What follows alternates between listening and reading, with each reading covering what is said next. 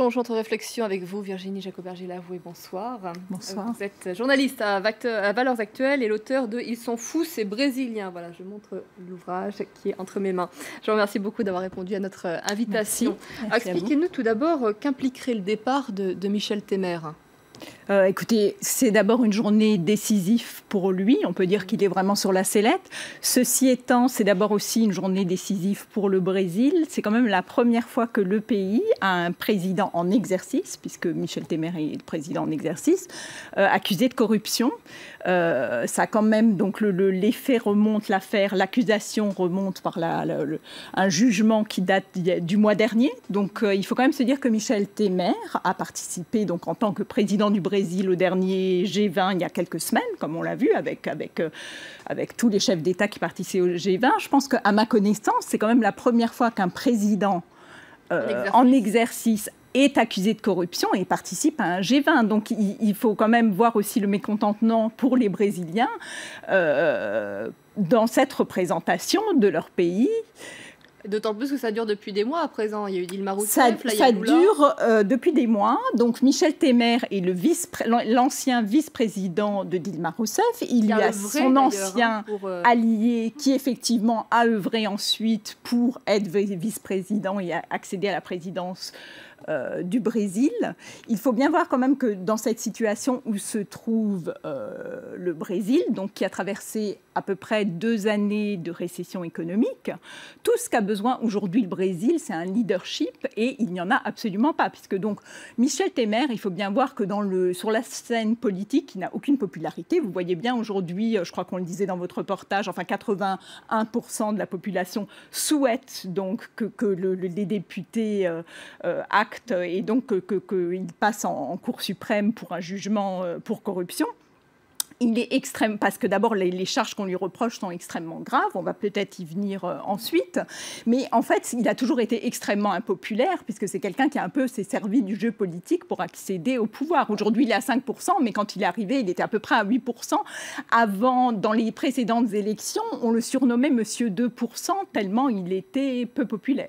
Ce qui est surprenant, c'est qu'effectivement, on l'accuse d'avoir usé de sa position pour obtenir de l'argent. Ce sont aussi des accusations qui pèsent sur Lula, alors que Lula reste extrêmement populaire.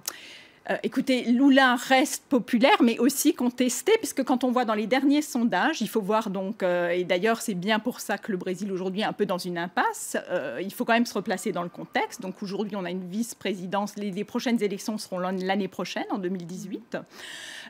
Donc le fameux scandale qui ébranle le Brésil depuis quelques années, en fait depuis 2014, c'est le scandale dit Lava Jato, Car Wash ou Lavage Express.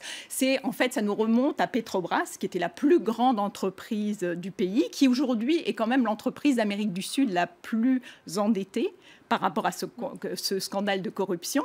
Et effectivement, cette affaire, si ces poursuites se poursuivent, impliquera au fond 3 présidents indirectement. Dilma Rousseff, parce qu'en fait son impeachment, il ne faut jamais oublier que ce n'était pas pour fait de corruption, c'est un problème de maquillage de comptes publics avant sa campagne électorale. Michel Temer, là, les faits qui lui sont reprochés, c'est quand même des faits extrêmement graves et qui sont des faits de corruption. Donc, on lui reproche d'avoir peut-être touché des pots de vin.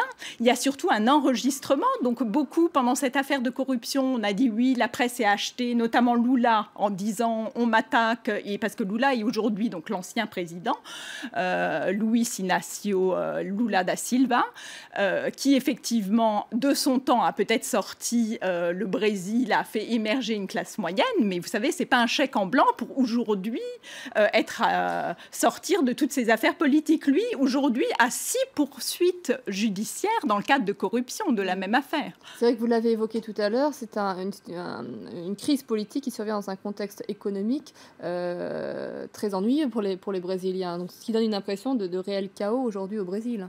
Oui, alors écoutez, cette crise, pour ce qui est en tout cas cas de la crise politique, puisque aujourd'hui, elle existe, elle est extrêmement complexe de par le fait de ces faits de corruption.